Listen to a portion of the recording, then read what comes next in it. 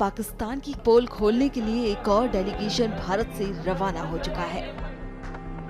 भाजपा सांसद बैजयंत पांडा के नेतृत्व में भी सांसदों का एक डेलीगेशन बहरीन के लिए रवाना हो गया है।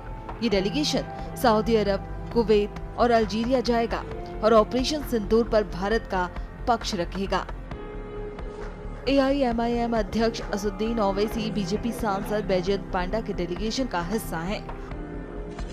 बहरीन रवाना होने से पहले ओवैसी ने कहा कि पाकिस्तान आतंकवादी शिविर चला रहा है, जिसे लेकर हम चारों देशों से इसके बारे में बात करेंगे। देखिए, हम ग्रुप 1 में है, जिसके इसको हेड कर रहे हैं जय पांडा साहब। तो आप जानते हैं कि हम लोग 4 कंट्रीज को जा रहे हैं। पहले बहरीन को, उसके बाद कुवैत, फिर किंगडम ऑफ सऊदी अरेबिया और आखिर में अल्जीरिया को। तो जाहिर है जो पहलगाम का वाकया हुआ, दर्दनाक वाकया, और जो पिछले कई बरसों से आप और हम जानते हैं कि हमारे पड़ोसी देश पाकिस्तान अपने ही मुल्क से टेररिस्ट कैंप्स को चलाता है, उसकी सरपरस्ती करता है, उसको सपोर्ट करता है, और फिर ये लोग हमारे मुल्क में आकर यहाँ पर टेररिस्ट एक्टिविटीज करते हैं। तो इन्हीं चीजों को हम इन 4 कंट्रीज में जाएंगे, उनके सामने रखेंगे। भाजपा सांसद बैजयंत पांडा ने इस दौरे को लेकर कहा, आज हमारा डेलीगेशन पश्चिम एशिया की इस यात्रा पर निकल रहा है। सबसे बड़ा संदेश वो एकता है जो भारत ने दुनिया को दिखाई है। आदरणीय मोदी जी के नेतृत्व में भारत ने जो न्यू नॉर्मल सेट किया है पिछले दशक में, यह है कि आतंकवाद के लिए हमारा 0 टॉलरेंस है। ये नया भारत है, ये जरूर हम रेस्पॉन्स देंगे, और जो कोई ऐसा हमला करने के लिए सोच रहे हैं उनको सोचना पड़ेगा कि वो बहुत महंगा पड़ेगा उनको, और ये हम करके दिखाए हैं। भारत ने करके दिखाया है ऑपरेशन सिंदूर के जरिए, और एक के बाद एक पाकिस्तान के जो झूठ है सब पकड़े जा रहे हैं।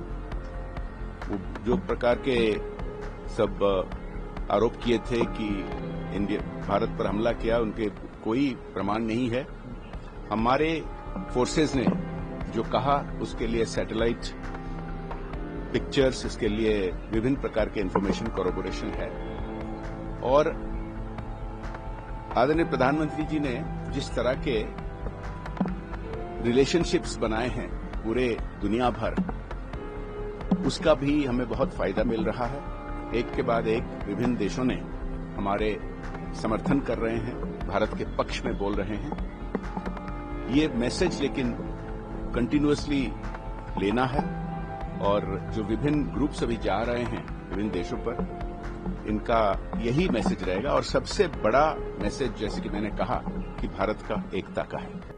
वहीं सांसद निशिकांत दुबे ने कहा कि हम लौट कर आएंगे तो माहौल पूरी दुनिया में पाकिस्तान के खिलाफ होगा। जिस तरह से हम जूझ रहे हैं आतंकवाद से,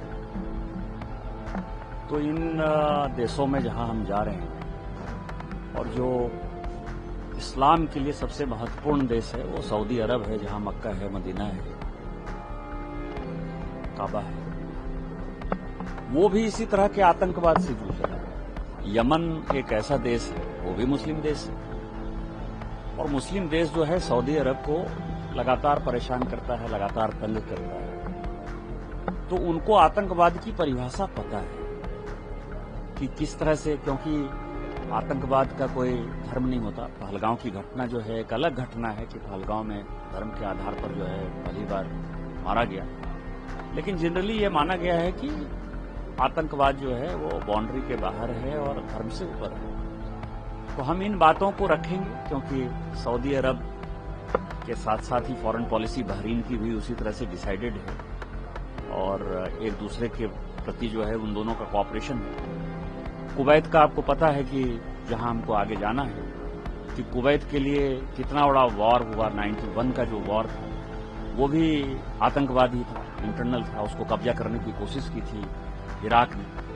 तो ये सारे मुद्दे ऐसे हैं जिसमें कि हम निश्चित तौर पर अपनी बात समझाने में कामयाब होंगे। 78 साल से पाकिस्तान ने हमारे साथ क्या काम किया है, और जब हम लौट के आएंगे तो मुझे लगता है कि माहौल पूरे दुनिया में पाकिस्तान के खिलाफ होगा, और आतंकवादी राष्ट्र बनाने की तरफ जो है वो अग्रसर होगा। 2014 के बाद से जो भारत बदला है, कई नेताओं ने कहा, प्रधानमंत्री ने खुद कहा कि अब भारत बर्दाश्त नहीं करेगा और जिसको जिस आवाज में सुनाई देगी आवाज वो ही जुबान समझाई जाएगी। ये परसों प्रधानमंत्री जी ने कई एक बातें कही जो बहुत ही महत्वपूर्ण है।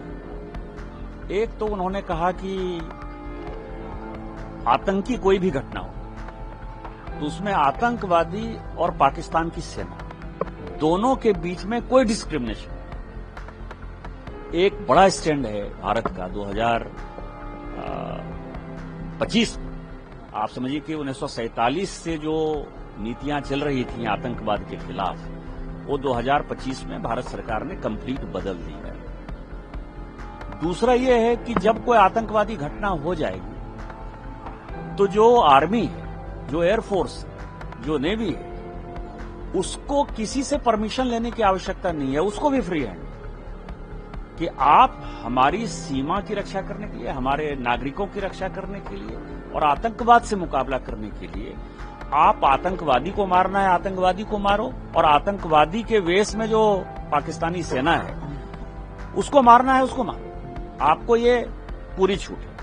और तीसरा, जो बदला 2025 में इस युद्ध में हमने देखा कि बिना पाकिस्तानी सीमा में घुसे हुए हमने जो है उनके आतंकवादी ठिकानों को तबाह किया, हमने उनके एयरबेस को तबाह किया और हमने ये मैसेज दिया कि हम आपके किसी न्यूक्लियर वार के धमकी से नहीं डरते हैं और आपको जो करना है करो, हमको जो करना होगा करेंगे और हम आपको माकूल जवाब देंगे और आपको हम नेस्तनाबूद करेंगे।